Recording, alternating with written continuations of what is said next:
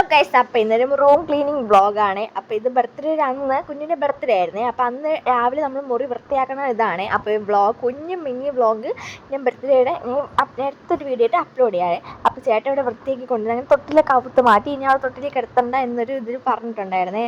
അപ്പോൾ നമ്മൾ ഈ മുറി എന്താണെങ്കിൽ ഇത് കണ്ട് ഈ ഷീറ്റ് തന്നെ കറുത്തിരിക്കുന്നത് കൊണ്ടാണ് ഈ പുകയൊക്കെ അടിച്ചാണ് കറുത്തത്.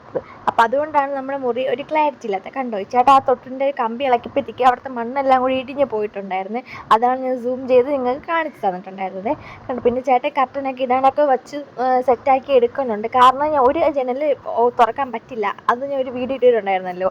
അപ്പോൾ അതുകൊണ്ട് തന്നെ നമ്മൾ അത് ഒരു ജനൽ മറച്ച് അലമാര വെച്ചിട്ടുണ്ടായിരുന്നു. അപ്പോൾ ഇളയാളോട് ഭയങ്കര കളിയും ബഹളമായിട്ട് ഇരിക്കുന്നുണ്ട്. അതുകൊണ്ടാണ് നമുക്കിതൊക്കെ ചെയ്യാൻ പറ്റിയത്. അപ്പോൾ മൂത്താളാണെങ്കിൽ നേഴ്സറിയിലും പോയിട്ടുണ്ടായിരുന്നു.